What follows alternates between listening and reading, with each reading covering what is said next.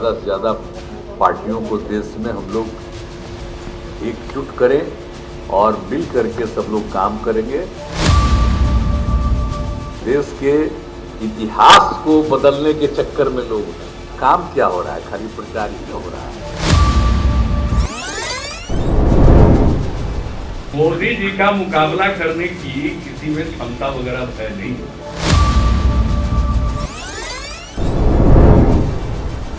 तो विकास का क्या नजरिया है?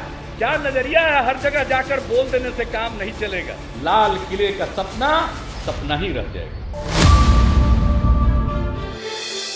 3 चुनाव, 3 बयान, ये सिर्फ 10 साल का फ्लैशबैक है।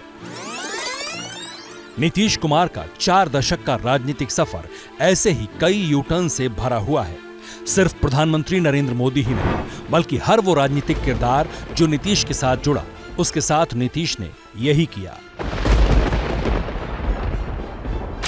इसलिए नीतीश कुमार के बारे में यह याद रख पाना आसान नहीं है कि कब वो किसके साथ थे और कब किसके खिलाफ।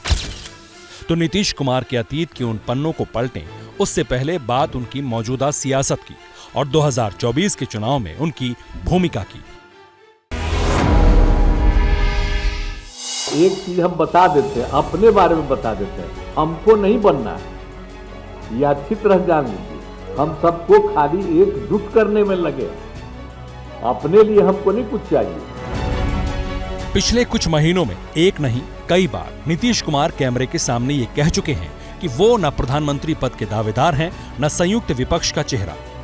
सवाल है कि नीतीश कुमार के इस बयान पर भरोसा कैसे किया जाए, जब उनकी छवि एक ऐसे नेता की बन चुकी है जो अपनी सुविधा और मौके के मुताबिक अपना बयान और स्टैंड दोनों बदल लेते हैं। आज नीतीश कुमार कह रहे हैं कि वो किसी रेस में नहीं, लेकिन सिर्फ 9 महीने पहले पटना में उन्हीं की पार्टी दफ्तर के बाहर लगे ये पोस्टर साफ तौर पर ये संकेत दे रहे थे कि नीतीश की नजर अब दिल्ली पर है। जिस वक्त जेडीयू दफ्तर के बाहर ये पोस्टर लगाए गए, उससे कुछ समय पहले ही नीतीश ने दूसरी बार बीजेपी से नाता तोड़ा था। इन पोस्टर्स में सिर्फ नीतीश कुमार की तस्वीर ही थी, वो भी कुछ ऐसी मानो वो ललकार रहे हों, और साथ में लिखा था, प्रदेश में दिखा, देश में दिखेगा।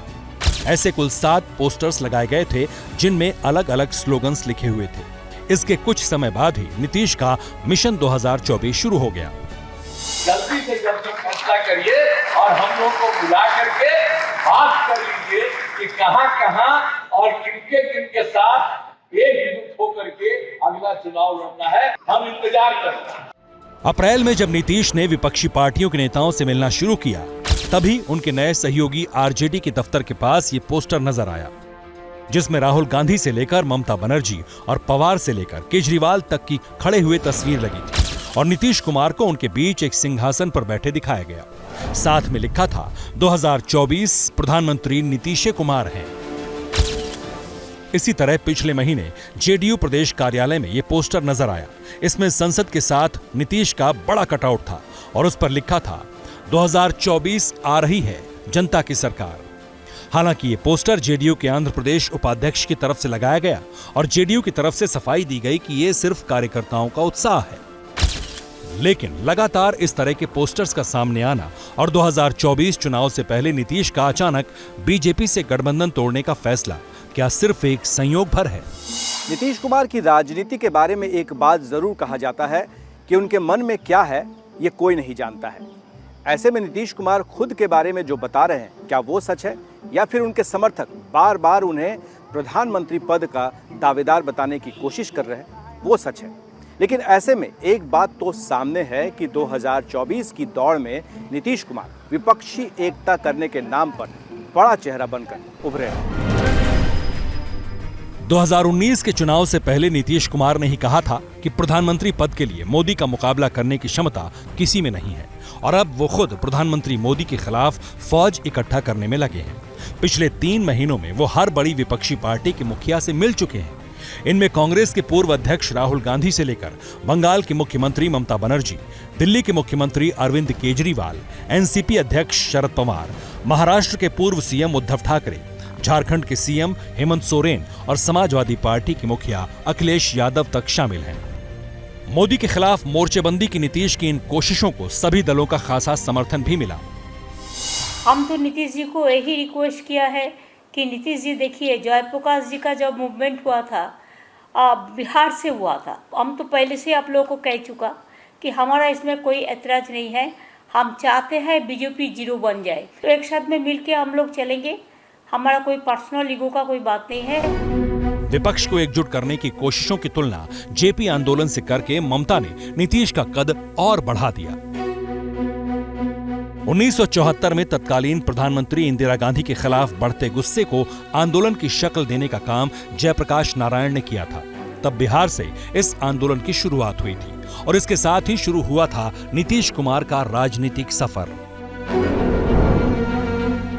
लेकिन संयोग देखिए, जिस कांग्रेस के खिलाफ जयप्रकाश नारायण ने आवाज उठाई, उन्हीं जेपी को अपना आदर्श मानने वाले नीतीश अब उसी कांग्रेस के साथ मिलकर मोदी के खिलाफ मोर्चेबंदी की कोशिश में लगे हैं।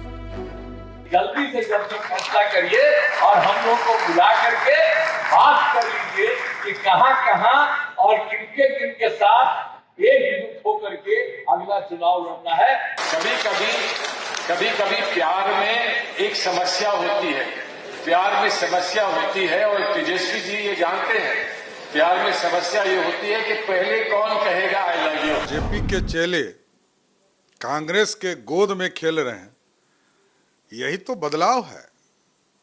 यदि ये लोग सारी नीति सिद्धांत भूल गए और कांग्रेस के गोद में खेल रहे हैं, तब तो कुछ नहीं कहा। हालांकि विपक्षी एकजुटता की इन कोशिशों में पहला रोड़ा भी कांग्रेस की तरफ से ही अटकाया गया, क्योंकि पहले 12 जून को होने वाली इस मीटिंग में न ही कांग्रेस अध्यक्ष मल्लिकार्जुन खड़गे आ रहे थे और न ही राहुल गांधी, जिसके बाद उस मीटिंग को रद्द करना पड़ा।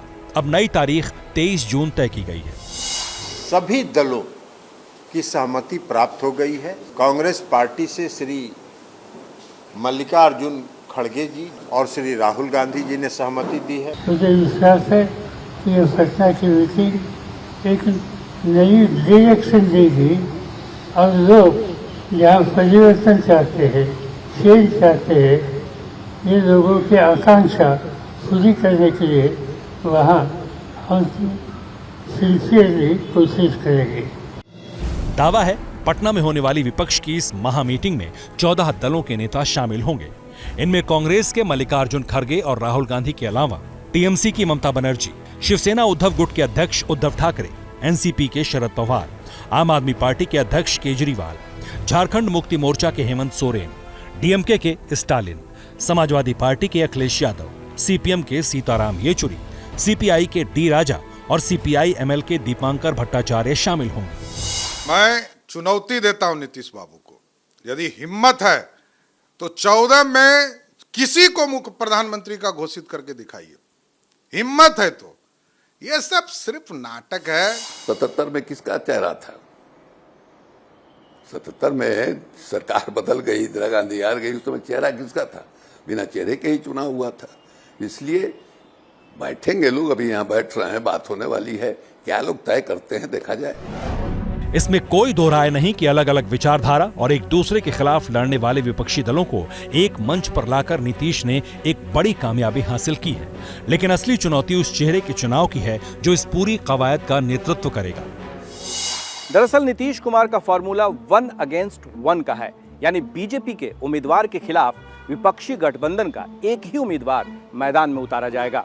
हालांकि अलग अलग विचारधाराओं और ताकत वाले दलों के बीच इस फॉर्मूले को हकीकत में बदल पाना काफी मुश्किल है, वो भी तब जब यह तय न हो कि आखिर इनमें से किस पार्टी का नेता प्रधानमंत्री कुर्सी का दावेदार होगा। नीतीश कुमार का अपना राजनीतिक अनुभव उन्हें एक मजबूत दावेदार जरूर बनाता है, लेकिन राजनीति का उनका इतिहास ही इस दावेदारी को कमजोर भी कर देता है। नीतीश कुमार का सबसे स्ट्रॉन्ग पॉइंट है कि 40 साल के राजनीतिक जीवन में 40 से 45 साल का राजनीतिक जीवन हो गया है और उनमें भ्रष्टाचार का एक भी मामला नहीं है। उनकी कमजोरियां, एक उनके जो दल बदलू की छवि जो है, जो लोग बोलते हैं कि पलटू राम कब पलट जाएंगे, तो एक उनका सबसे कमजोर पॉइंट, बिग पॉइंट एक ये है। भरोसे का संकट नीतीश के नाम के साथ जुड़ गया है। कभी इधर तो कभी उधर वाली राजनीति के कारण नीतीश के अपने सियासी वजूद पर सवाल उठने लगे हैं। कांग्रेस विरोध की राजनीति इन्होंने शुरू की थी। जेपी आंदोलन से उपजे ये नेता हैं लेकिन अब सब कुछ ठीक, जो उनका राजनीतिक सफर है 4 दशक था, अब सब कुछ उल्टा चल रहे हैं। अब ये लोग सारे लोग जो लोहिया के चेला कहते थे लेकिन समाजवादी कहते थे, तो भाजपा से भी उन्होंने दोस्ती की सत्ता के लिए। इसकी शुरुआत हुई थी आज से करीब 30 साल पहले, जब नीतीश ने लालू यादव से अपना सालों पुराना रिश्ता एक झटके में तोड़ दिया था। उन्होंने लालू प्रसाद जी का साथ तब छोड़ा जब एक दूसरा चुनाव आने वाला था। वहाँ 1 साल के बाद एक चुनाव होने वाली थी और उस चुनाव में क्या होगा वो कोई प्रेडिक्ट नहीं कर पाता था। और लालू प्रसाद जी अपनी पॉपुलैरिटी कहिए या लोकप्रियता कहिए उसके एक चरम पर थे, तो उस समय उनका साथ छोड़ना जो है बहुत हिम्मत और साहस का परिचय था। ठीक उसी तरह जैसे नीतीश ने 2013 में बीजेपी का साथ उस समय छोड़ा जब लोकसभा चुनाव सामने था और बीजेपी को यह भरोसा था कि नरेंद्र मोदी की लोकप्रियता बीजेपी को सत्ता दिलाएगी। दरअसल नीतीश के ऐसे फैसलों के पीछे है वो महत्वाकांक्षा जो उन्हें राजनीति में लेकर आई। मैं सत्ता प्राप्त करूंगा, बाय हुक और बाय क्रुक। नीतीश कुमार ने ये बात तब कही थी जब 1977 में वो अपनी जिंदगी का पहला चुनाव हार गए थे। नीतीश को करीब से जानने वाले वरिष्ठ पत्रकार सुरेंद्र किशोर के मुताबिक इमरजेंसी के बाद हुए उस चुनाव में मिली हार पर नीतीश ने उनसे कहा था कि वो मैदान छोड़ने वालों में नहीं है। उन्होंने कहा कि छोड़िए सुरेंद्र जी, मैं तो सत्ता में आऊँगा चाहे बाय हुक और बाय क्रुक, लेकिन एक बात जान लीजिए, सत्ता में आने के बाद मैं अच्छा काम करूँगा। यानी एक तरफ सत्ता की महत्वाकांक्षा और दूसरी तरफ उसी गुड गवर्नेंस की बात, जिसके कारण नीतीश कुमार को सुशासन बाबू भी कहा जाने लगा। नीतीश जमीन से जुड़े उन नेताओं में से हैं जिन्हें राजनीति विरासत में नहीं मिली। एक साधारण परिवार में जन्मे नीतीश का बचपन सादगी से भरा था।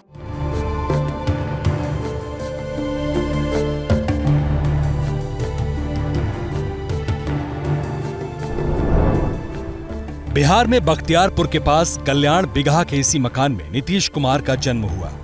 यहीं के श्री गणेश विद्यालय से उन्होंने शुरुआती पढ़ाई की। नीतीश के साथ कक्षा 1 से मैट्रिक तक पढ़ने वाले कुमुद किशोर सिंह को अब भी याद है कैसे वो लोग जमीन पर बैठकर पढ़ाई किया करते थे। व्यवस्था तो बोड़ा पर बैठते थे हम लोग।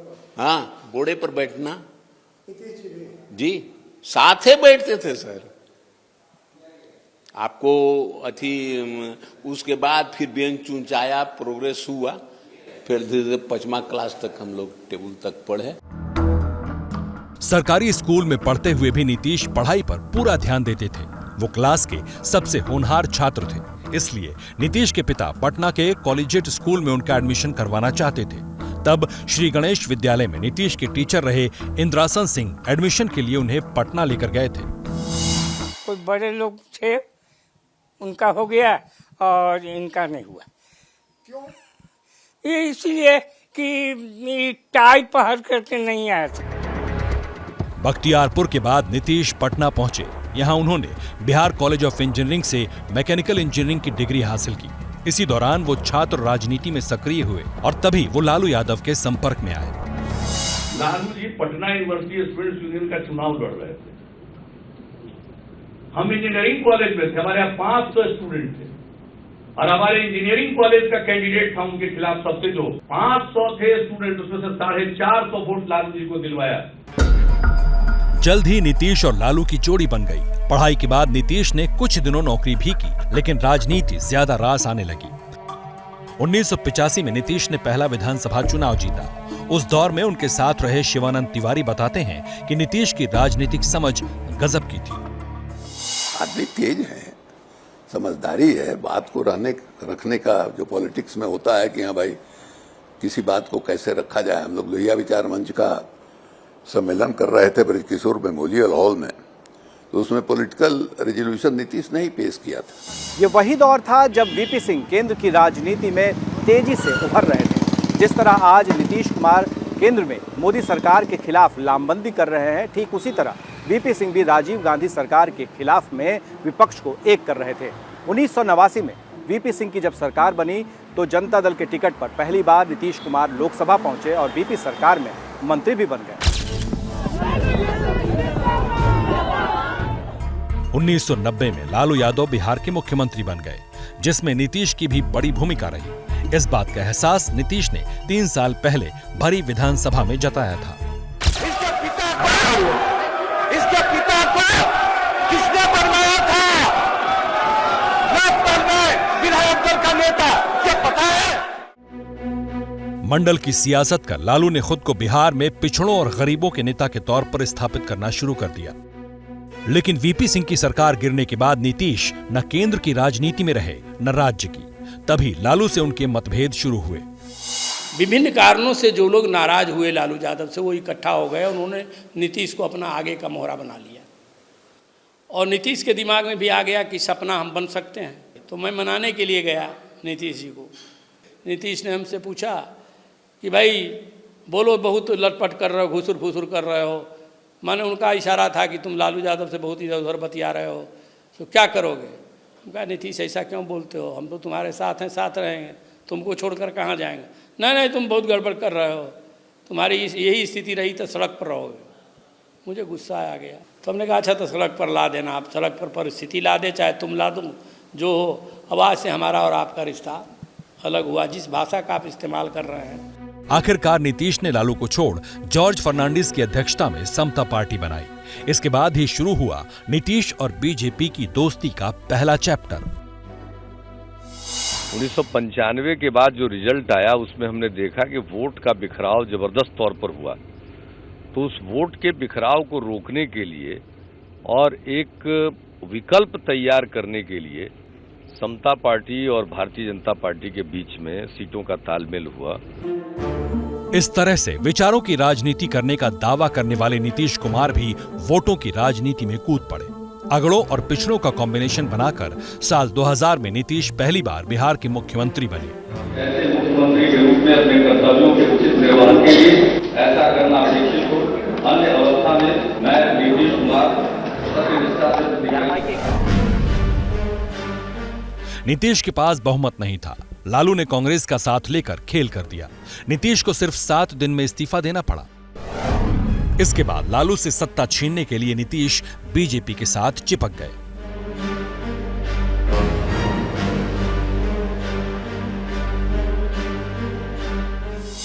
एनडीए का हिस्सा बनकर नीतीश कुमार का मकसद पूरा हुआ। 2005 में लालू यादव के 15 साल के शासनकाल को खत्म कर दिया।